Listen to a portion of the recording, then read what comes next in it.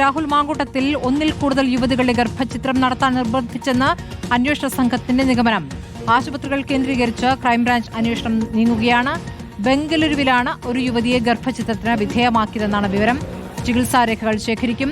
യുവതികളുടെ മൊഴി രേഖപ്പെടുത്താൻ ക്രൈംബ്രാഞ്ച് നീക്കം തുടങ്ങി. മൊഴി ലഭിച്ചില്ല എങ്കിൽ നിയമോപദേശം തേടും. റോഷിപാൽ വിവരങ്ങളുമായി. റോഷിപാൽ, ഇപ്പോൾ പുതിയ വിവരങ്ങൾ ക്രൈംബ്രാഞ്ചിന് ലഭിച്ചു എന്നാണ്.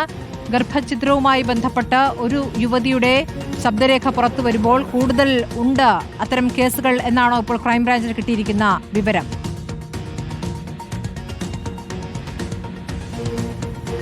സ്മൃതി, രാഹുൽ മാങ്കൂട്ടത്തിനെതിരെയുള്ള ലൈംഗിക ആരോപണങ്ങളിൽ ക്രൈംബ്രാഞ്ച് നടത്തുന്ന അന്വേഷണത്തിലാണ് വഴിത്തിരിവ്. കാരണം സംസ്ഥാനത്ത് 2 പെൺകുട്ടികൾ ഗർഭചിത്രത്തിന് വിധേയമാക്കിയെന്ന കണ്ടെത്തലാണ് ഇപ്പോൾ ക്രൈംബ്രാഞ്ചിനുള്ളത്. അത് ഭീഷണിപ്പെടുത്തിയും ഒപ്പം അസഭ്യം പറഞ്ഞും ഒരു പെൺകുട്ടിയെ, ഒരു യുവതിയെ ഗർഭചിത്രത്തിന് പ്രേരിപ്പിക്കുന്നതിന്റെ ശബ്ദരേഖ റിപ്പോർട്ടറാണ് പുറത്തുവിട്ടത്. അതിന്റെ അടിസ്ഥാനത്തിലാണ് പരാതികൾ വരികയും തുടർന്ന് ക്രൈംബ്രാഞ്ച് അന്വേഷണം ആരംഭിക്കുകയും ചെയ്തു. ഏതായാലും ഒരു പെൺകുട്ടിയെ ഗർഭചിത്രം നടത്തിയത് ബംഗളൂരുവിലാണെന്ന് കണ്ടെത്തിയിരിക്കുന്നു ക്രൈംബ്രാഞ്ച്. ഈ സാഹചര്യത്തിൽ ആശുപത്രിയിൽ കേന്ദ്രീകരിച്ച് വിവരങ്ങൾ ശേഖരിക്കാനുള്ള തീരുമാനമാണ്. ആശുപത്രി രേഖകളടക്കം ക്രൈംബ്രാഞ്ച് സംഘം ശേഖരിക്കും. മൊഴി എടുക്കാനുള്ള ഒരു നീക്കം മറുഭാഗത്ത് നടക്കും. പെൺകുട്ടികളുടെ മൊഴി ലഭിച്ചു കഴിഞ്ഞാൽ കൂടുതൽ വകുപ്പുകൾ ചുമത്താനുള്ള തീരുമാനം തന്നെയാണ് ക്രൈംബ്രാഞ്ച് സംഘത്തിനുള്ളത്. നിലവിൽ ക്രൈംബ്രാഞ്ച് IG സ്പർജൻ കുമാറിന്റെ മേൽനോട്ടത്തിൽ DYSP ഷാജിയാണ് കേസ് അന്വേഷിക്കുന്നത്. പ്രത്യേക സംഘം ബംഗളൂരിൽ നിന്നും വിവരങ്ങൾ ശേഖരിച്ച് തൊട്ടു പിന്നാലെ തന്നെ മറ്റൊരു ഗർഭചിത്രവും തുടർ ചികിത്സയടക്കം വിധേയമാക്കിയത് തിരുവനന്തപുരത്താണ്. അത് സംബന്ധിച്ച വിശദാംശങ്ങൾ തിരുവനന്തപുരത്ത് ആശുപത്രികളിൽ നിന്നും ശേഖരിക്കും. പിന്നീട് കുട്ടികളിലേക്ക്, ആ ഗർഭചിത്രത്തിന് വിധേയമായ പെൺകുട്ടികളിലേക്ക് എത്താനുള്ള ശ്രമമാണ്. അവർ മൊഴി നൽകിയില്ലെങ്കിൽ നിയമോപദേശം തേടും. ഏത് തരത്തിൽ രാഹുൽ മാങ്കൂട്ടത്തിനെതിരെ നടപടി സ്വീകരിക്കാൻ കഴിയും എന്നതിനെക്കുറിച്ചുള്ള പരിശോധനയിലേക്ക് കടക്കും.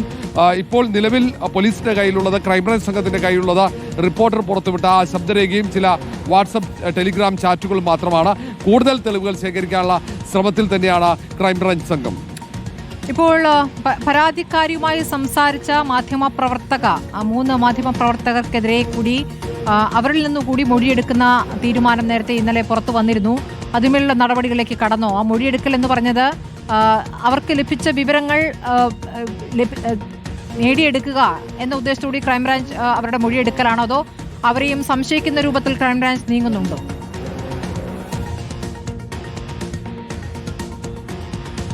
സ്മൃതി, അന്വേഷണത്തിൽ വഴിത്തിരിവാകുന്ന വിവരങ്ങൾ ലഭിക്കേണ്ടത് ആ മാധ്യമ പ്രവർത്തകരിൽ നിന്നാണെന്ന് അന്വേഷണ സംഘം കണക്കുകൂട്ടുന്നുണ്ട്. കാരണം ഈ ഇരകളായ, പീഡനത്തിനിരയായ അല്ലെങ്കിൽ ഈ മാനസികമായ അടക്കം ആഘാതത്തിൽ കഴിയുന്ന പെൺകുട്ടികളുമായി സൗഹൃദവും ആത്മബന്ധവുമുള്ള 3 വനിതാ മാധ്യമ പ്രവർത്തകരെയാണ് അവരിൽ നിന്ന് വിവരം ശേഖരിക്കാനുള്ള തീരുമാനമാണ് എടുത്തത്.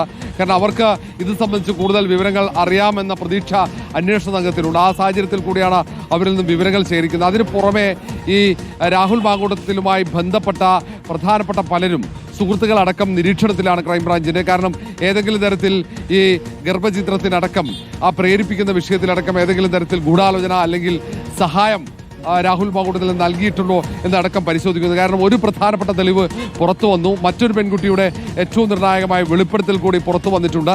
ഈ ഒരു സാഹചര്യത്തിൽ കൂടുതൽ പേരിൽ നിന്നും മൊഴിയെടുക്കുമ്പോൾ കൂടുതൽ തെളിവുകൾ ലഭിക്കുമെന്ന ഒരു കണക്കുകൂട്ടൽ അന്വേഷണ സംഘത്തിനുണ്ട്. അതുകൊണ്ട് തന്നെയാണ് 3 വനിതാ മാധ്യമ പ്രവർത്തകരിൽ നിന്നും വിവരങ്ങൾ ശേഖരിക്കാനുള്ള തീരുമാനത്തിലേക്ക് അന്വേഷണ സംഘം എത്തിയത്. ഏറെ താമസിയാതെ തന്നെ അവരിൽ നിന്നും വിവരങ്ങൾ തേടുമെന്നാണ് അറിയാൻ കഴിയുന്നത്. സ്മൃതി. ശരി റോഷിപാൽ, ഇതോടൊപ്പം തന്നെ കോൺഗ്രസിൽ ഈ വിഷയവുമായി എന്ത് നിലപാടെടുക്കുന്നു നേതാക്കളെന്നും പ്രധാനമാണല്ലോ. അപ്പോൾ ചില നേതാക്കൾ പരസ്യമായി നിയമസഭയിൽ എത്താം, രാഹുൽ മാങ്കൂട്ടത്തിലും അത് മുകേഷുമായുള്ള താരതമ്യമടക്കം ചില നേതാക്കൾ പരസ്യമായി നടത്തുന്നു.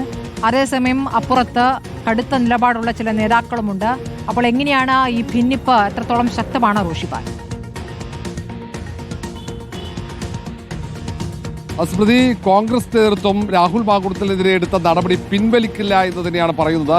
KPCC അധ്യക്ഷൻ സണ്ണി ജോസഫ്, ഹൈക്കമാൻഡ് പ്രതിനിധിയായി ദീപാദാസ് മുൻഷി അടക്കം സംസ്ഥാനത്തെ ഭൂരിഭാഗം നേതാക്കളുമായി ആശയവിനിമയം നടത്തിയതിനു ശേഷം ഐകകണ്ഠേനയാണ് രാഹുൽ മാങ്കൂട്ടത്തിലിനെ പാർട്ടി പ്രാഥമിക അംഗത്വത്തിൽ നിന്ന് സസ്പെൻഡ് ചെയ്യാൻ തീരുമാനിച്ചത്.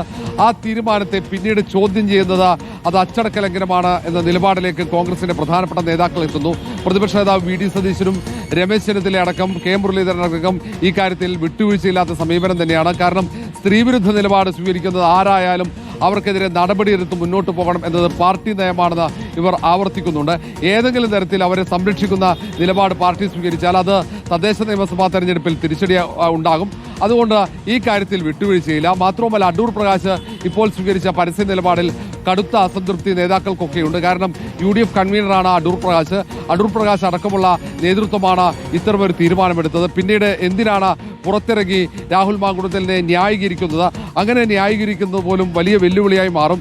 നിയമസഭാ സമ്മേളനത്തിൽ ഒരു കാരണവശാലും രാഹുൽ മാങ്കുടത്തിൽ എത്താതിരിക്കുന്നതാണ് അഭികാമ്യം എന്ന അഭിപ്രായമാണ് കോൺഗ്രസിനകത്ത് ശക്തിപ്പെടുന്നത്. ഏതായാലും ഇന്ന് ചേരുന്ന UDF യോഗത്തിൽ രാഹുൽ മാങ്കുടത്തലിനെ സഭാ സമ്മേളനത്തിൽ പങ്കെടുപ്പിക്കുന്നതുമായി ബന്ധപ്പെട്ട വിഷയമടക്കം ചർച്ചയാകും. കാരണം ഘടകകക്ഷികൾക്ക് ഈ കാര്യത്തിൽ കടുത്ത വിയോജിപ്പുണ്ട്. ഏതെങ്കിലും തരത്തിൽ നിയമസഭയിലേക്ക് രാഹുൽ മാങ്കുടത്തലിനെ എത്തിച്ചാൽ ഈ തവണ സർക്കാരിനെതിരെ ആഞ്ഞടിക്കാനുള്ള അവസരം നഷ്ടമാകും എന്ന അഭിപ്രായമാണ് കോൺഗ്രസിലെയും ഒപ്പം ഘടകകക്ഷികളിലെയും പ്രധാനപ്പെട്ട നേതാക്കൾക്കൊക്കെയുള്ളത്.